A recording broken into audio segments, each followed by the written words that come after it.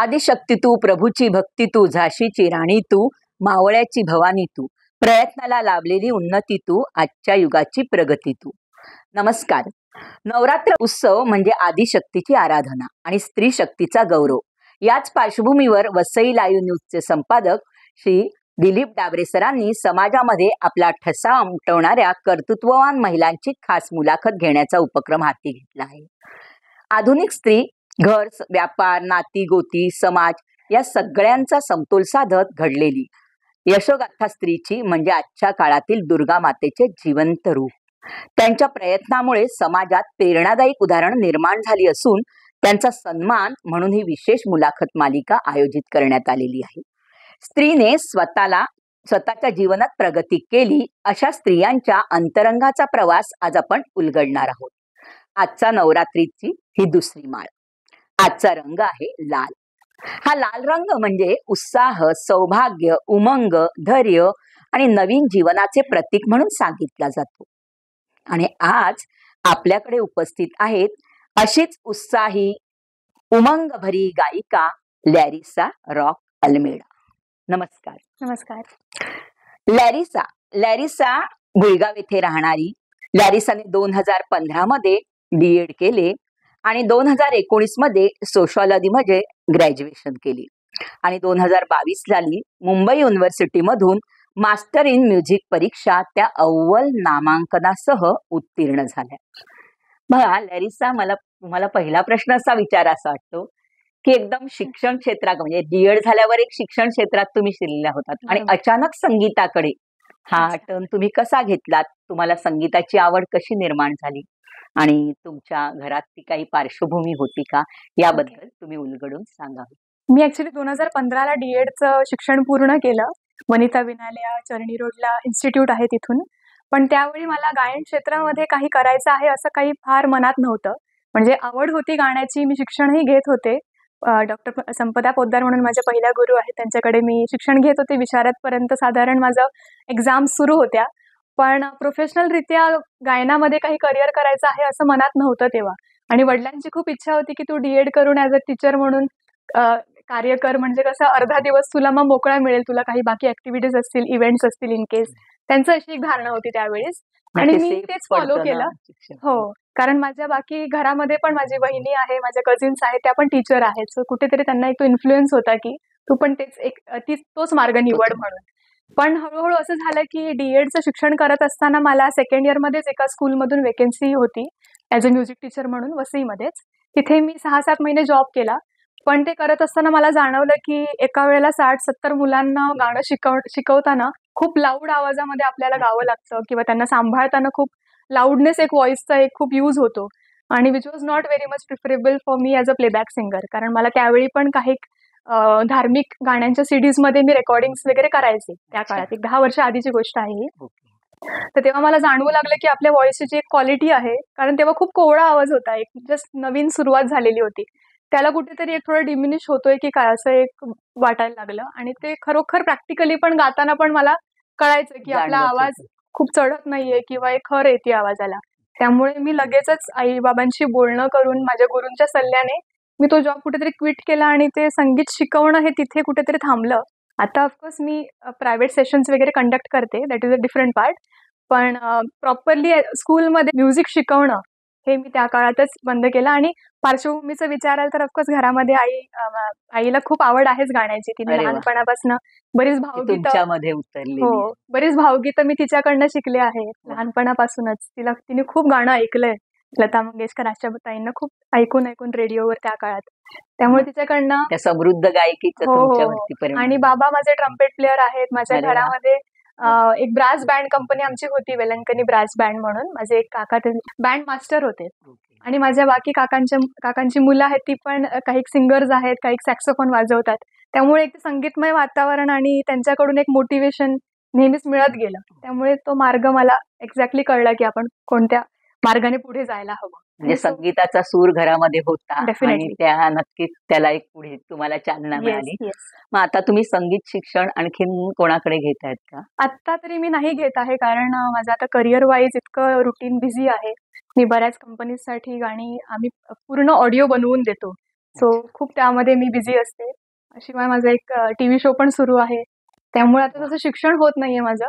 पण माझा स्वतःचा रियाज आणि माझ्या गुरूंकडून मी वर्षानुवर्ष जे शिकले आहे, त्याचं मी एक नेहमी रियाज आणि एक स्टडी ती सुरूच असते.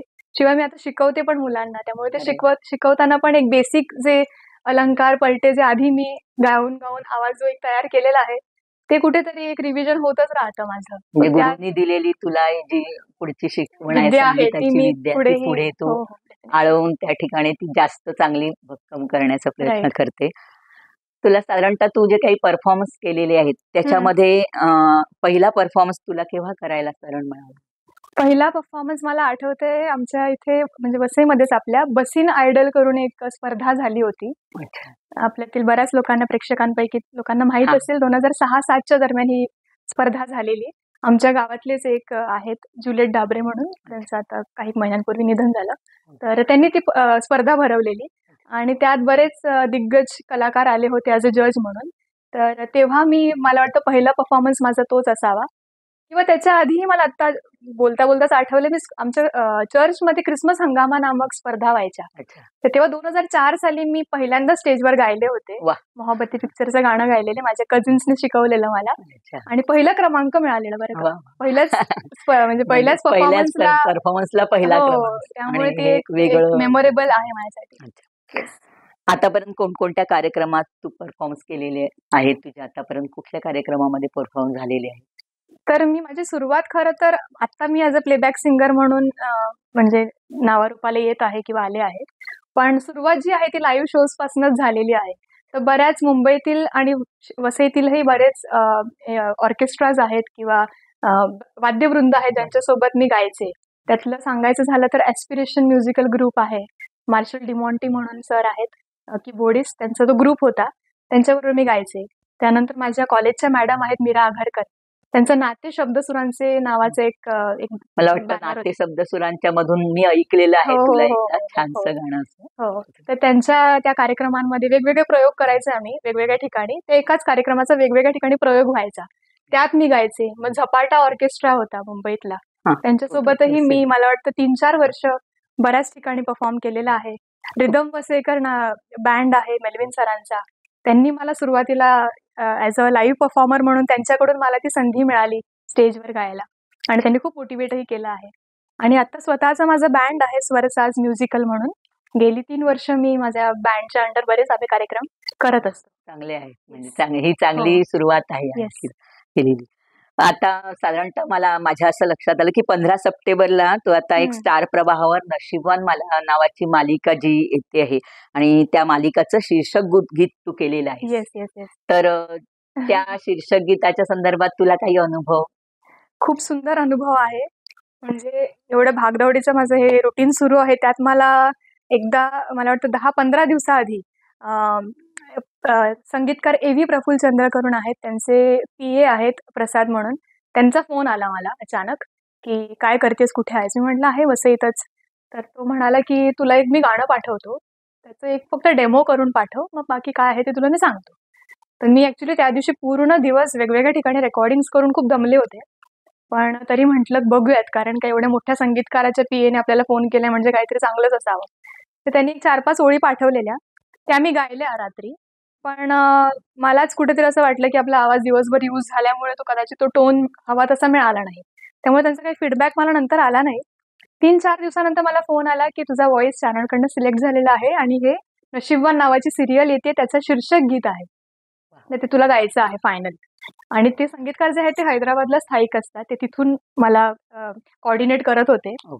तर अंधेरीमध्ये एक स्टुडिओ बुक केला त्यांनी आणि तिथे ते गाणं रेकॉर्ड झालं आणि लगेचच एक 7-8 दिवसामध्ये प्रदर्शितही झालं आणि आता 15 सप्टेंबरपासून ते गाणं खूप चांगल्या रीतीने वाजतंय त्या सीरियलमध्ये. आमच्या रसिकांसाठी त्याच्या 2 ओळी. तर हे गाणं खरं तर खूप लेंदी आहे. मुखडा आणि एक अंतरा असं ते आहे. पण आता मी प्रेक्षकांसाठी फक्त त्याची जी हुक लाईन जी आहे गाण्याची एवढीच फक्त आणि त्याच्या नक्की. आधीच्या 2-3 ओळी. हा हिच्या लख प्रकाशाने दीपतील बघडोळे, हा तुटलेला तारा याचे नशीब आगळे. आई तुझा उदो दो देवाच हे दान, सटवाई बघली हुन गेली आहे ही नशीबवान, नशीबवान हो, नशीबवान. वा, सुंदर Thank सुंदर, you. अप्रतिम. तुम्हाला असा एखाद्या रसिकाचा काही आठवणीचा किस्सा आहे का, की एखाद्या तुमचं गाणं आवडणाऱ्या एका रसिकाने काहीतरी तुम्हाला असं एखादं हे केलेलं आहे? हो, मला आठवतंय मी गेल्या वर्षी माझ्या वाढदिवसाच्या दिवशी एक रेकॉर्डिंग केलं होतं नवी मुंबईला. आणि तिथले ज्या कंपोजरसाठी मी गात होते तर त्यांचे एक मित्र आहेत. त्यांनी माझे खूप चांगला स्केच बनवलेला आहे. आपण बघू शकता इथे आहे. तर त्यांनी हा स्केच मला गिफ्ट केलेला आणि मला नंतर कळलं की ते खूप वर्षापासून मला फॉलो करत आहेत. माझी बरीच गाणी त्यांनी ऐकली होती. त्यातलं 1-2 गाण्यांचं त्यांनी कव्हर व्हर्जन सुद्धा केलेलं. वाह! बट मी त्यांना प्रत्यक्षात कधी भेटले नव्हते. तर त्या दिवशी मला ते गिफ्ट मिळालं आणि त्यांच्याबद्दल समजलं. So it was overwhelming for me on my birthday. नाही, नक्कीच ना, स्पेशल तुझ्या आवाजाचे ते फॅन फॅन होते. झालेले आहेत. Yes. कारण का आता तुझ्या या क्षेत्रामध्ये तुझ्या परिवाराने कसं तुला प्रोत्साहन दिलं? कारण का पुढे गाण्याचं म्हटलं तर हम्म. बाहेर जाणं, हो, हो, हो. रेकॉर्डिंग वगैरे ह्या सगळ्या शेड्यूल मध्ये परिवाराचं तुझं कसं साथ मिळाली, कसे प्रोत्साहन तुला मिळालं? त्या बाबतीत मी खरंच खूप फॉर्च्युनेट आहे कारण आई-बाबांनी नेहमीच माझी साथ दिलेली आहे. अगदी सुरुवातीच्या दिवसांपासून ते आजतागत. म्हणजे मला आठवतंय लहानपणी पण जेव्हा मी क्लासला जायचे मॅडमकडे शिकायला शास्त्रीय संगीत, 7 ते 8चा स्लॉट असायचा संध्याकाळचा. आणि मला वाटत नाही भुईगाव टू वसई गावामध्ये एवढं कोणी इतकं म्हणजे ट्रॅव्हल करून मुलीला घेऊन जाणं, तिथे बसणं 1 तास. तर आई मला घेऊन जायची.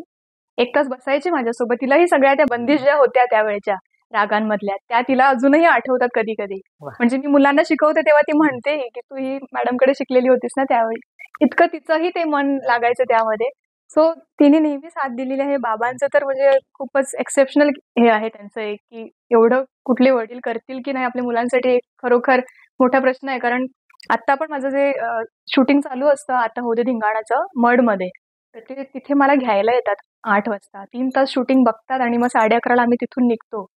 खूप साथ त्यांनी म्हणजे इतरही वेळी ते कुठल्याही माझे गाण्यामध्ये थोडक्यात आई-बाबांच्या बाबतीत तू खूप नशीबवान खूप आहेस असं नशीबवान. मी हो, म्हणते. म्हणजे एकच डेफिनेटली. शब्द त्या ठिकाणी नशीबवान म्हणावा आहेच असं मी पण. आणि खूप हं. साथ त्यांची अजूनही आहे. कुठलंही डिसिजन जरी घ्यायचं असेल, कुठलं मोठं काम असेल आणि ट्रॅव्हल करायचं असेल किंवा काही म्हणजे बजेटविषयी कधी मला काही त्यांच्याकडनं जरी मला सल्ला हवा असेल, तर मी त्यांना विचारते की असं-असं मोठं प्रोजेक्ट आहे आणि हे कोटेशन आलेलं आहे, तो तुम्ही मला सांगा की मी काय करायला हवं. त्या बाबतीतही त्यांचा खूप सपोर्ट असतो, सल्ला असतो. कुठे चुकत असेल तेही मला ते मार्ग दाखवतात बऱ्याचदा. नक्कीच कारण तेच जास्त त्यांनी खूप पावसाळे बघितलेले आहेत माझ्याहून. केव्हाही. येस. या क्षेत्रात तुझं प्रेरणास्थान काय आहे? प्रेरणास्थान बरेच आहेत खरं तर. म्हणजे लहानपणी मी श्रेया घोषालना फॉलो करत मोठी झाले आहे. त्यांचं गायन ऐकून कुठेतरी तो इन्फ्लुअन्स अजूनही आहे गायकीवर. बरेच जण सांगतात कंपोजर त्या फ्रेंड्स पद्धतीने की थोडीशी थोडंसं एक ती लकब येते म्हणून.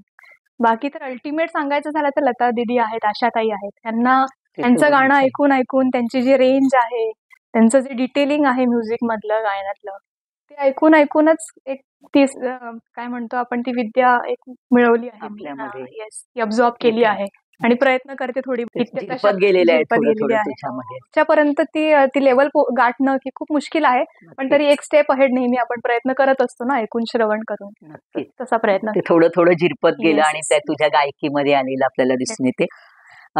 काही असं ह्या क्षेत्रात तुला कधी अडचणीला सामोरी तू गेलीस तर तिथे कधी दुर्गा बनून अशी तू त्या ठिकाणी उभी राहिलीस का? कारण का आपण नवरात्रीतला हा एपिसोड करतोय, आपल्या रसिकांना त्या ठिकाणी काही गोष्टी, तर अशा अडचणीच्या वेळेस दुर्गा बनून कधी तू उभी राहिलीस का? बऱ्याचदा असं होतं. म्हणजे आधीच्या काळामध्ये मी खूप अशी साधी भोळी अशी होते. म्हणजे बराच स्ट्रगल तेव्हा केलेला आहे. बऱ्याचदा असं झालंय की लोकांनी आवाजाचा यूज पण केलाय कुठे-कुठे. नंतर कळलंय आपल्याला की आपला गाणं त्यांनी फक्त स्क्रॅच म्हणून रेकॉर्ड केलेलं, पण नंतर कळलं की ते कुठेतरी प्रदर्शितही झालंय. म्हणजे आजही असा अनुभव येतो आणि मग स्वतःसाठी मी बऱ्याचदा स्टँड घेतलेला आहे. आता असे किस्से सांगायचे झाले तर बरेच आहेत. आता एक मागेच एक तेलुगू मूव्हीसाठी मी गायले होते अच्छा. आणि तेव्हा असं झालं की माझा आवाज मला सांगण्यात आलेला की डेमोसाठी आपण करतोय रेकॉर्ड. तो रेकॉर्ड झाला आणि प्रोड्युसरांनी तो अप्रूव्हही केला. नंतर दुसऱ्या मुलीकडनं एक फायनल व्हर्जन गाऊन घेतलं, माझ्याकडनंही गाऊन घेतलं. तिला सेम त्याच गाण्याचं एक मोठं अमाउंट देण्यात आलं. मला थोडंसं कमी कमी देण्यात दिली. आला. नंतर मग अच्छा. त्यात बरंच काही काही लिगल ऍक्शनही झाल्या. मग तू त्याचा त्याच्या खूप त्याच्यावर विरुद्ध आवाज हो उठवलास. हो नाही करावं बरोबर, ती लागतं. दुर्गा बनणं आज गरज आहे येस ना येस नारीची. या क्षेत्रातलं तुझं स्वप्न काय आहे? पार्श्वगायिका बनणं, सक्सेसफुल पार्श्वगायिका बनणं, जे सगळे मोठे संगीतकार आहेत त्यांच्यासाठी थोडं का होईना पण गायला मिळवणं, हेच एक अल्टिमेट ड्रीम आहे. आणि लाईव्ह स्टेजवर पण मोठ्या ऑडियन्स समोर गायला मिळणं, मोठ्या कलाकारांसोबत, तेही मला एक एक ड्रीम आहे. अच्छा. येस. तुला आजपर्यंत कोणकोणते पुरस्कार मिळालेले आहेत? मला 2014 मध्ये निलेश मोहरीर हे जे संगीतकार आहेत, ज्यांनी बऱ्याच मराठी सिनेमांना म्हणा किंवा सिरियल्समध्ये बरंच म्युझिक त्यांचं आहे. तर त्यांचं एक स्पर्धा, त्यांच्या गाण्यांची एक स्पर्धा भरवली गेली होती मिती क्रिएशन्स तर्फे 2014ला. त्यात तन्वी स्टार सिंगर हा पुरस्कार मला मिळाला होता पूर्ण महाराष्ट्रभरातून. वा. त्यानंतर ऐरोलीमध्ये एक स्पर्धा झाली होती, ती पण स्टेट लेवलची होती, सूर महाराष्ट्राचा, व्हॉइस ऑफ ऐरोली. Voice तोही of पहिला Ireland. पुरस्कार मला हो. मिळालेला आहे. त्यानंतर 2 वर्ष आधी वसईमध्येच वसई गौरव अवॉर्ड देण्यात आला. व्ही.एस. नेशन या युट्यूब चॅनलचे जे हेड आहेत देवेंद्र खन्ना, त्यांनी तो एक इव्हेंट केला होता, अच्छा. ज्यात सगळे जे चांगल्या चांगले नावारूपाला चांगले आलेले आहेत, कलाकार म्हणा किंवा वेगवेगळ्या क्षेत्रामधून जे चांगल्या नावारूपाला आलेले आहेत, त्यात मला कला क्षेत्रामध्ये पुरस्कार देण्यात आला होता. त्यानंतर इथे अजून एक लिहिलेलं आहे, युवा आदर्श पुरस्कार 2022. आमच्या गावामध्ये हा एक कार्यक्रम झालेला. शिवदर्शन येस, तर्फे. शिवदर्शन तर्फे. अच्छा. सो बरंच काही काही आहे सांगण्यासारखं. छान. अं, या क्षेत्रात येणाऱ्या आजच्या तरुण तरुणींना तू हम्म. काय सल्ला देशील? आता सध्याचं असं आहे की सगळं सोशल मीडियावर लोक आपली कला सादर करून तिथून जे काही कमेंट्स येतात त्यावर थोडंसं इन्फ्लुएन्स कुठेतरी होत आहेत. आणि जे एक काय म्हणतो आपण, जे एक रुटेड राहायला हवं, एक जमिनीशी म्हणजे एक मातीशी जे आपण हे करतो ना, ग्राउंडेड राहणं जे आहे, ते थोडंसं कुठेतरी कमी पडतंय असं मला वाटतं. म्हणजे आम्ही त्या काळामध्ये जी मेहनत केली आहे ती आता मुलं तेवढी नाही करायला बघत. गाण्याशी आणि त्यांना मातीशी हो, नाळ जोडणं नाळ जोडणं. गरजेचं आहे. म्हणजे थोडंसं असं झालेलं आहे की त्यांना लगेचच गाणंच शिकायचंय. नाही. म्हणजे गाण्याच्या आधी जे स्वर पक्के करणं जे असतं त्यावर थोडं लक्ष केंद्रित करायला मेहनत. हवं. हे मी फक्त सिंगिंगच्या बाबतीत सांगते. बाकी कलांमध्ये पण कदाचित असंच नाही, बेसिक नक्कीच. अप्लाय होऊ शकतं. नक्कीच कुठलीही कला हो, म्हटल्यावर हो. ते आहेच ना, मेहनत मेहनत महत्वाची आहे. आहे. हां. आणि संगीताला तर अगदी साधना, हो, हो. मेहनतीबरोबर साधना हो, हो. महत्वाची. मेहनत करणारे पण आहेत. असं नाही की सगळेच असं फास्ट हे करतायत, टार्गेट ठेवतायत. मेहनत करणारी पण मुलं मी पाहतीये आजूबाजूला. तर हेच सांगेन की मेहनत करत राहा. तुमची जी कला आहे ती अजून कशी समृद्ध होईल तुमच्या गुरूंच्या सल्ल्याने किंवा स्वतः.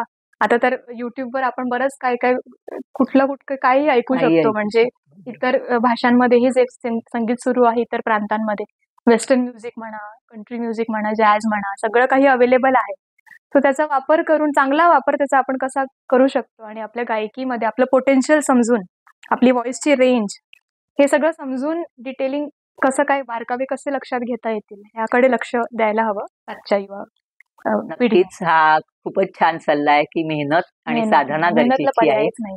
आणि लगेच काही फळ मिळत नाही नाही त्याचं. मिळत. तर ह्या Correct. दृष्टीने पण तरुणांनी तुम्ही खूप छान मार्गदर्शन केलं तरुणांसाठी सुद्धा. नवरात्र आहे हम्म. आणि मग ह्या नवरात्रीचं काही स्पेशल आमच्या रसिकांसाठी तुम्ही ऐकवणार आहात का? नुकताच मी अर्थ म्युझिक ह्या युट्यूब चॅनलसाठी एक गुजराती गरबा रेकॉर्ड केलेला आहे आणि पहिल्यांदाच वा. गुजराती भाषेमध्ये गाण्याची संधी मला मिळाली. छान. तर तेच गाणं ऐकवते. कालच प्रदर्शित झालं इनफॅक्ट.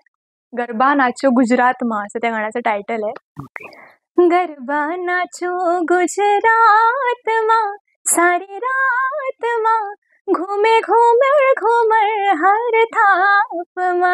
हाँ, गरबा नाचो गुजरात मा सारी रात मा घूमे घूमर घूमर हर थाप मा. वा अशा वा, प्रकारचं गाणं अतिशय आहे. सुंदर. या गरब्याला ताल येणार नक्कीच. हे गाणं तुमचं खूपच छान गाजणार आहे.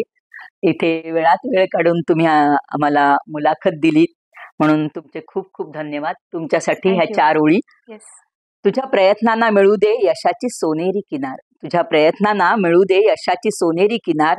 लक्ष लक्ष दिव्यांनी उजळू दे तुझा जीवन संसार.